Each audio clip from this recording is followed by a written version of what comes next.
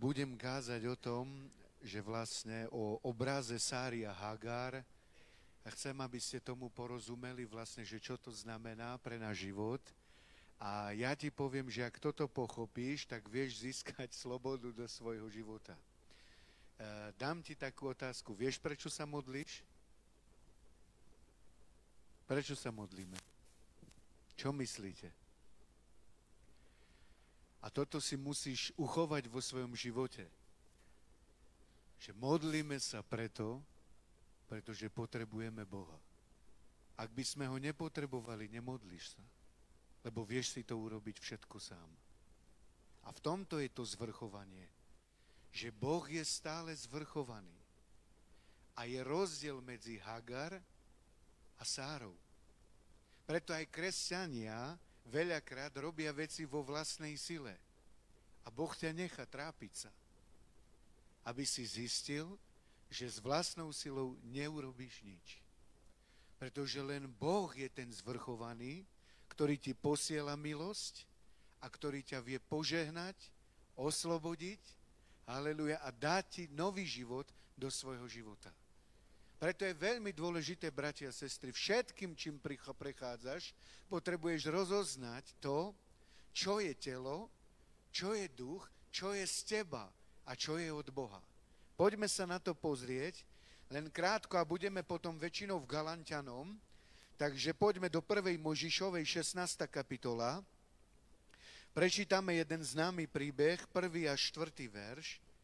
A je veľmi dôležité, pretože Pavol to rozoberá potom v Galatskom zbore vlastne, v tom liste, celú tú 4. kapitolu. Takže prečítame vlastne od 1. verša do 4. 1. Mojžišova najprv, hej? 16. A odídúc, to som už v Exode, takže musím ísť do Genesis. 16, 1, 1 a 4. Ale Sáraj, žena Abrahamova, mu nerodila. A mala dievku Egypťanku, ktorej meno bola Hagar. A Sáraj rekla Abrahamovi, nože hľa, Hospodin ma zavrel, aby som nerodila. Vojdi tedy k mojej dievke, ak by som azda od nej mala syna, a Abram poslúchol na hlas Sáraje. Vtedy vzala Sáraj, žena Abrahamova, Hagar Egypťanku, svoju dievku, po 10 rokoch, ktoré býval Abram v zemi Kánané, a dala ju Abrahamovi, svojmu mužovi, za ženu. A vošiel k Hagari a počala. A keď videla, že počala, zľahčila si svoju paniu vo svojich očiach. A teraz počúvaj. Všetko, čo ty zvládneš, ale bez Boha, Bohu sa to nepáči. Boh chce, aby si bol úplne závislý na Bohu, aby si čakal. Oni si chceli pomôcť bez Boha. Čo povedala Sáraj? Hospodin zavrel ma. To znamená, nemôžem rodiť. Preto tu je ponuka, dám ti svoju služku. Abraham k nej vošiel a porodila. Ale oni si dopomohli sami bez Boha, svojou vlastnou silou. Kto vie mi povedať koniec tohoto príbehu? Čo sa stalo? Ak si dopomáhaš sám svojou vlastnou silou a chceš robiť kresťanstvo svojou vlastnou silou, tam už nie je Boh zvrchovaný v tvojom živote. Preto sa modlíš, preto pôstiš, preto sa pokoruješ, preto dávaš, pretože on je zvrchovaný a na neho očakávaš, kedy on príde a on sa ťa dotkne. Sára musela čakať, ale keď si čítaš dobre Božie slovo, tak navštívil ju kedy? V čase života. Kedy Boh chce, vtedy navštívil Sáru a dal im čo? Potomka. Dal im Izáka. A ja ti poviem, jeden kresťan si môžeme povedať, dajme tomu, že my chceme 100 ľudí. My chceme 200 ľudí v tomto zbore. Ale vieš, kto ich musí dať? Boh. Lebo Boh dáva rast. My sme tí, ktorí zasievame a polievame. My chceme, ja neviem, toto. Áno, ale Boh to musí dať, pretože Boh je zvrchovaný. Ako náhle si poháňaš, si pomáhaš, vieš, čo chce Boh? Vyžeň to. Vyžeň to zo svojho života preč. Boh chce telo, tvoju snahu dať preč, aby sme boli závislí na Bohu. Ty možno povieš, a teraz čo, nemáme nič robiť? Nie, máme hľadať Pána. Ale nedopomáhať si s vlastnou silou. Nedopomáhať si svojim telom. Aby sme nerobili chyby, tak ako tu vlastne. Jeden kresťan, keď chce byť slobodný, haleluja, musíš volať na Boha. Ale ako náhle chceš ísť s vlastnou silou, nič nedokážeš, iba padneš, pretože čo sa narodilo z tela, je telo. A čo sa narodila z ducha, je duch. Preto všetko, čo je z ducha, Boh prijíma.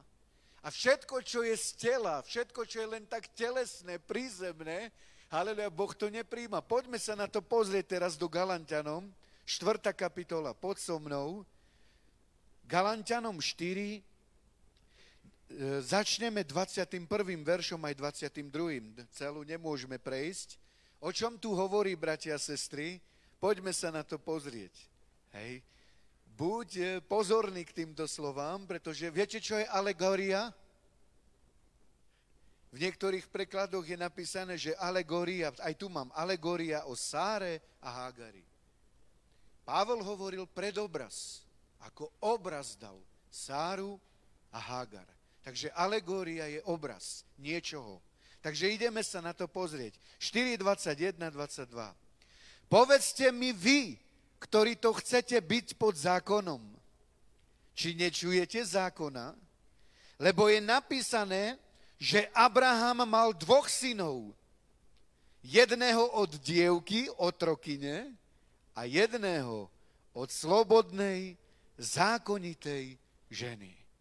A teraz si pozrime na toto slovo, kým pôjdeme ďalej. Halelúja. Vidíme tu 2 ženy. Vidíme tu Sáraj a vidíme tu Hágar. Hágar predstavuje, viete čo? Zákon. Hágar predstavuje telesnosť, vlastnú silu. Ideme nasledovať, ideme si dopomáhať, ideme robiť veci s vlastnou silou. Ale Sára, ona nebola otrokyňa. Ak chceš s vlastnou silou, skončíš ako otrok. A galacký zbor do toho padol. Oni chceli na to všetko, čo prijali z milosti, dali do toho aj zákon. Keď si prečítaš celú 4. kapitolu, oni tam začali už sláviť sviatky, novomesiace, dní. Je myslené na soboty. A chceli robiť veci už s vlastnou silou a Pavel im hovorím, či nečujete, či syn si ty, otrokyne alebo slobodnej. Sára bola slobodná, ona nebola otrokyňa. Ale Hágar bola otrokyňa. Abraham si pomohol, ale nakoniec musel Izmaela vyhnať preč zo svojho života. Aj my potrebujeme ako kresťania byť úplne závislí na Bohu, na jeho milosti, pokorovať sa pred ním a volať, aby on nás posúval, aby on nás žehnal, aby on nás oslobodzoval. Vieš o tom, že ty sa nevieš oslobodiť od hriechu? Preto prišiel Spasiteľ. A vieš, čo Ježiš chce? On ťa chce mať pri kríži a na kolenách. A povedať, Pane, osloboď ma. Zober to z môjho života preč. On nechce vidieť tvoju silu. On chce vidieť tvoju slabosť. Aby on bol pánom. Aby on sa prejavil v tvojom živote. Lebo ak je spasenie zo skutkov a aj to pokračovanie, tak s čím oslavíme Pána? Potom ho nepotrebujeme. Ale my potrebujeme Boha, a aby tie skutky sme robili skrze Boha. Aby Duch Boží skrze nás pracoval, aby sme boli vedení Bohom, aby sme vedeli počúvať na jeho hlas. A Boh ťa chce oslobodiť od hriechov, ale bratia a sestry, s vlastnou silou nevieme to urobiť. Boh ťa vie oslobodiť jedine skrze Svätého Ducha a skrze to, čo on urobil na kríži. Preto nebuď dieťaťom Hágari, zákona, ale buď dieťaťom slobodnej, A to je Sári. Poďme sa ďalej pozrieť, čo hovorí 23., 24. verš v tej istej kapitole. Ale ten od dievky sa narodil podľa tela. Či Izák sa nenarodil z tela? Prečo je to napísané takto? Ale ten od dievky sa narodil podľa tela. To znamená, že to sa len rozhodol Abraham. Zo Sáraj pôjdeme k Hagari, telesné zmyšľanie. Podľa tela, poďme urobiť niečo z vlastnej sily. Ale ideme ďalej. A ten zo slobodnej, zasľúbením. A to je rozdiel, bratia a sestry. Čo Boh povedal Abrahamovi? Že zo Sáry vyjde potomok. Ale Boh nepovedal, že potomok vyjde z Hagari, ale zo Sáry. A z Hagari už bolo rozhodnutie koho? Abrahama, Sárai, Hagara, ale mimo Boha. A toto už bolo z tela. A Boh to nevedel prijať. A veľa vecí robíme v kresťanstve telesne. Neočakávame na Pána. Nevoláme na Neho, aby On konal v tvojom živote. Či už je to služba, či už sú to financie, či je to čokoľvek v tvojom živote, poslúchaj na Boha, lebo ty si dieťaťom zasľúbenia, nie otrokyne. Ty už nie si pod zákonom, ale si pod milosťou. Vieš, prečo si sa obrátil? Ty nie si potomok Izraela. Aj keby si chcel byť pokrvne, nechaj si. Ale ty musíš byť aj tak potomok Izáka. Zasľúbenia. Lebo ako náhle chceš byť Izraela, si otrokom ako Hagar. Lebo tu sú dve zmluvy. Poďme prečítať ešte 24. verš v tej istej kapitole. A ten od dievky, dobre, ktoré to veci sú alegóriou, obrazom, lebo to sú tie dve zmluvy. Jedna z vrchu Sinaj rodiaca deti v otroctvo, a to je Hagar. A 25, lebo Hagarov je vrch Sinaj v Arabii a zodpoveda terajšiemu Jeruzalému, lebo aj on slúži v otroctve so svojimi deťmi. 26, ale ten vrchný Jeruzalém je slobodnou, ktorou je matkou všetkých nás. Povedz, je matkou všetkých nás. Ty si sa neobrátil s vlastnou silou. To nebolo rozhodnutie len tvoje. Najprv Boh si ťa vyvolil pred stvorením sveta. Izák ešte nebol a Boh ho videl v Abrahamovi. Ale nepovedal o Izmaelovi. To už bolo rozhodnutie Abrahama. A ty si sa obrátil a to je veľká milosť, lebo Boh si ťa povolal. Preto ty si dieťa slobodnej. A keď si začal takto v milosti, potrebuješ takto v milosti aj kráčať a robiť kresťanstvo úplne podane Bohu, že ty a ja sme závislí na Pána. Vieš, môžeš mať reč. Napríklad, hej, môžem byť dobrý rečník. Ale ja ti poviem, že nikto sa neobráti skrze moju reč. Môžeš byť vynikajúci rečník. Vykakadej šajkera fes.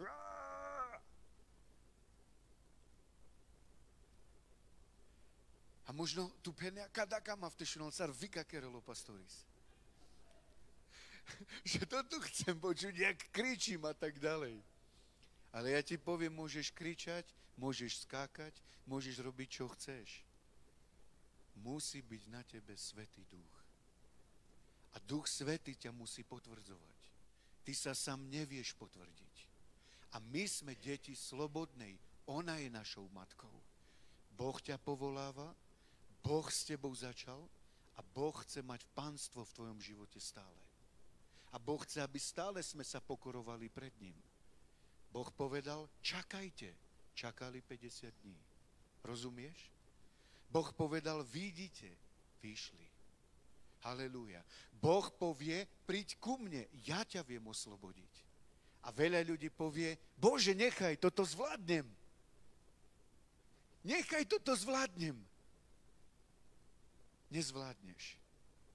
Nejaký hriech, nejaké pokušenie nezvládneš bez Boha. Raz Derek Prince išiel do jednej, teraz ma napadlo tento príbeh, a išiel lebo on bol Angličan, a išiel do Ameriky. A v Amerike si prenajal auto a mal ísť na nejakú adresu. A žena mu hovorí, poďme sa modliť. A Derek Prince hovorí, nepotrebujeme sa modliť, to zvládnem. A blúdili po Amerike. A odvtedy si povedal, nikdy viac. Stále sa treba modliť. A stále treba byť závislý na Bohu. Nikdy never v sám seba. Abraham si chcel dopomôcť, ale vzniklo to Izmael a Boh to neprijal. Vieš, ako ho srdce muselo bolieť, keď mu povedal, potom musíš vyhnať svojho Izaka. Teraz ty ako otec pozeráš, ako dieťa ti odchádza. Pretože to bola tvoja sila. To bolo tvoje telo, to bol tvoj nápad. A my chceme Božie nápady. Lebo tie Boh potvrdzuje. Preto sa modlíš. Preto budeš aj hodinu v komórke. Preto čítaš Božie slovo. Preto sa postíš, prichádzaš do zboru. Prečo? Pretože sme závislí na Bohu. A nikto z nás sa tu nepretekuje, nepredvádza a tak ďalej, lebo nik čomu to nevedie. Ak je Boh s nami, kto je proti nám? Ale ak Boh nie je s nami, môžeme byť rečníkmi, nič nedokážeme. Keď Pavla, čítam teraz Skutky apoštolov, a keď Pavla doniesli, myslím, že pred Felixom, aby ho súdili, Židia si zobrali Tertuliusa, myslím, volal, neviem, či som to správne povedal, vtedy boli rečníci. Židia boli múdri ľudia. Zobrali si rečníka, ktorý mal dobrú reč, prednes a tak ďalej. Čítaj pozorne. On povedal, vznešený Agripa, alebo Festusa, ja neviem. A tak ďalej, a začal rozprávať, ale Pavol mal Božieho ducha. Pavel mal Božieho ducha. A môžeš byť rečníkom, vidíš? Preto aj vy, mladí, halelúja, chcete niečo dosiahnuť vo svojom živote, dajte sa viesť Bohom. Nevytvárajte veci svojou myšlienkou, svojom telom. Bude mi dobre. Nie. Boh má pre teba to najlepšie. Aj Abraham zmýšľal, konečne mám syna Izmaela, ale Boh ho neprijal. Ty nie si dieťaťom otroka. Ty si dieťa živého Boha. Halelúja. A voláš sa podľa Izáka. Izák bol zasľúbený. A aj ty si zasľúbený. Halelúja. To, že si sa znovu zrodil. Každý kresťan môže napredovať. Každý kresťan môže rásť v Bohu. Prečo? Pretože veľký Boh je v tebe, ale ty a ja ho musíme počúvať. Ty a ja musíme ho nasledovať. A veľakrát, tak ako Mirko rozprával, žiadosť tu je. Diabol príde a povie ti, nemodli sa. A ty ideš telesne, tak nemodlím sa. A už počuješ svoje telo. Ty už počúvaš svoje telo. Už nie Boha, svoje telo. Máš do zboru, znechod do zboru. A už neideš, a už telo, a už robíš telesné veci a už slabneš. A už vyrodíš Izmaelov. Nie Izákov, ale Izmaelov. Možno je to ťažšie slovo pre vás. Ale niečo si zober možno z toho do svojho života. Vždy, keď ideš telom a neideš duchom, rodíš Izmaela. A Boh to nepríjma. Lebo čo sa narodilo z tela, je telo. Boh to nepríjma. Ale ako náhle čakáš v čase života. A okolo teba sú skúšky. 25 rokov Boh chcel, aby čakal Abraham. V tých skúškach. Aby čakal. A Boh povedal, v čase života, o rok prídem a navštívim ťa. A keď Boh ťa navštíví, ako 100-ročnej dal dieťa. Sara mala 100 roky. 99 rokov mala. A ona proste oplodnela, ona otehotnela. Vieš si to predstaviť? A porodila potom Izáka. A Boh bol oslavený. Všetci vidíte, ja som Pán. Ja som sa oslávil. Abraham chcel takto, ale ja som sa oslávil. Vidť, že ja som nad všetkým. Preto, bratia a sestry, My sa nepotrebujeme podobať Židom. Za Židov sa treba modliť. My sme deti, haleluja, zasľúbenia. A my očakávame na Boha. Aby Boh konal v tvojom a v mojom živote. Ty nepotrebuješ zákon, silu, tvoju silu. A ideme toto dodržiavať, toto dodržiavať svojou vlastnou silou. Toto Boh odmieta. Boh chce skutočne, haleluja, aby ty si slúžil Pánovi celým svojim srdcom. Ideme prečítať 28. verš tej istej kapitole. Ale my, bratia, sme ako Izák, deťmi zasľúbenia. Povedz, som ako Izák. A teraz počúvaj, dieťa zasľúbenia.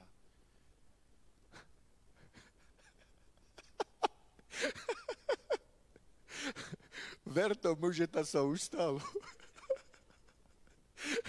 Ver tomu, že sa to už stalo. Halelúja. Takže si dieťa zasľúbenia. Dám vám otázku. Ja nechcem predĺžovať čas, ale dám vám otázku. Keď ty si ako Izák, kedy sa to stalo?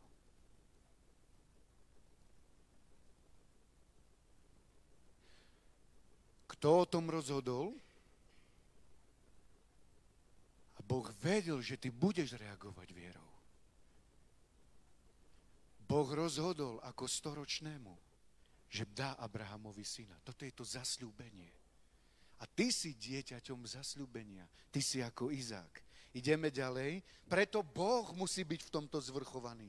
Vo všetkom v kresťanstve, čo robíme, musí byť Boh zvrchovaný. V tvojej službe, v mojej službe musí byť Boh zvrchovaný. Boh musí byť našim pánom. Nemôžeme ťahať ľudí na seba. Ja ako pastor nemôžem poukazovať na seba. Ty máš tú moc. Použij ju v svojom dome.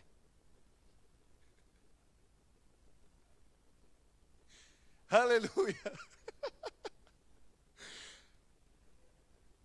Rozumiete? Ty máš tú moc, ty si dieťa zasľúbenia. Ty nemusíš veriť, ty nemusíš, že teraz pastor. Ver mi, že ty máš tú moc. Postav sa, modli sa, volaj Boha. Boh príde. Boh je už v tebe. Boh je už v tvojom dome. Len On nech je zvrchovaný v tvojom živote. V tvojom aj v mojom. Vás mladých možno hriechy budú ťahať. Hriechy. Ženy možno muži, mužov ženy. Na ne rádi tu menca.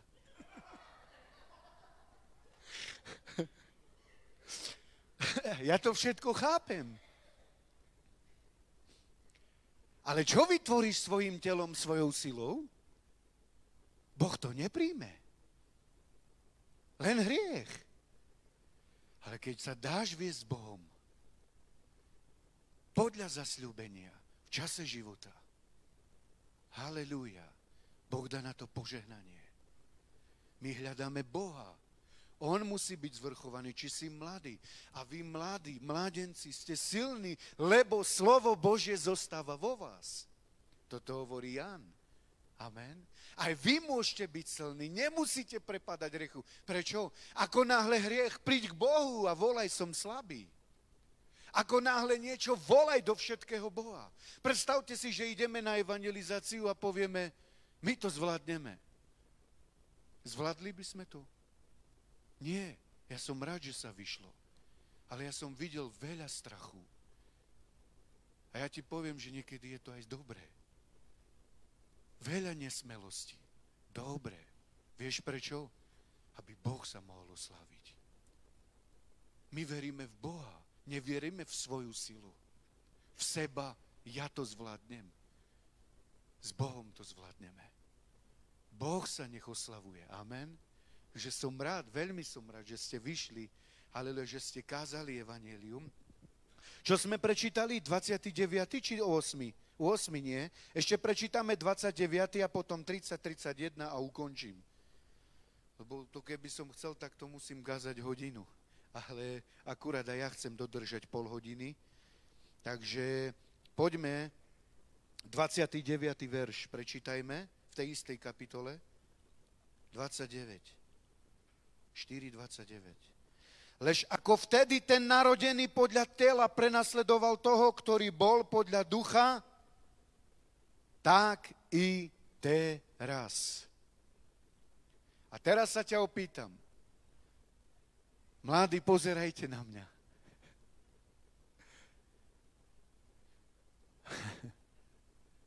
Prenasledoval Izmael Izáka? Vysmieval sa mu? A teraz ja ti poviem jednu vec. Ak sme telesní, budeme prenasledovať tých, ktorí sú v duchu. A to je vážna vec. Izmael stále prenasledoval Izáka. A teraz počúvaj. Ježiš prichádza ako duchovný na túto zem, v tele, a farizei ho prenasledujú. Aj keď poznajú Boha, ale v tele. Nepoznajú ho v duchu. Preto telo bude stále prenasledovať ducha. Ale ty potrebuješ stále byť závislý na Boha.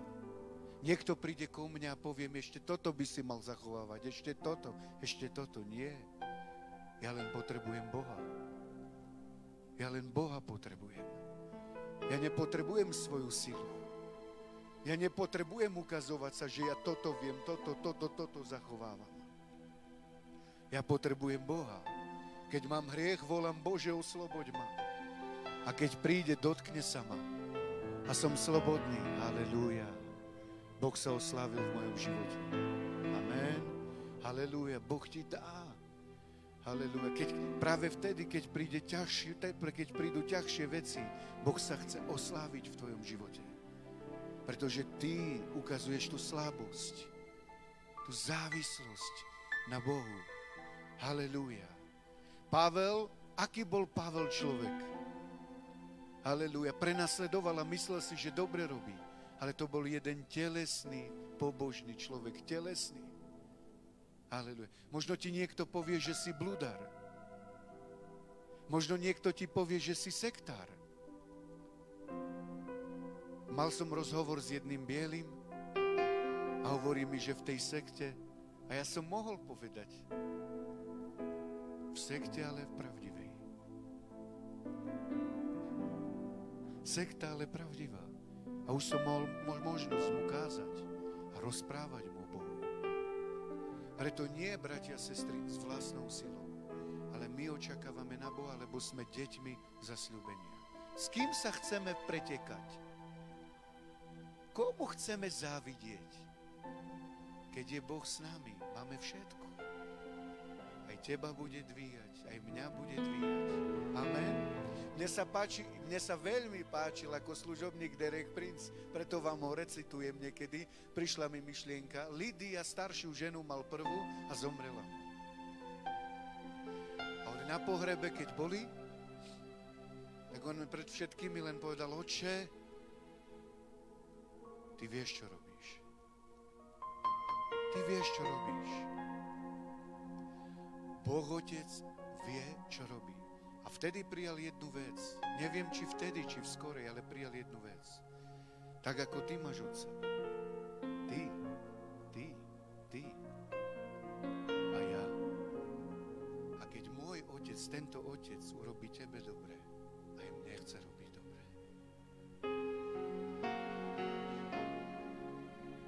On nie je príjimačom osôb. Preto si navzájom čo? Žehnáme. Keď sa ti darí, ja ti žehnám. Ja ti prajem. Ľudia, keď z tohoto zboru idú na dovolenku, nemôže byť v tvojom srdci, že oni idú, ja nie.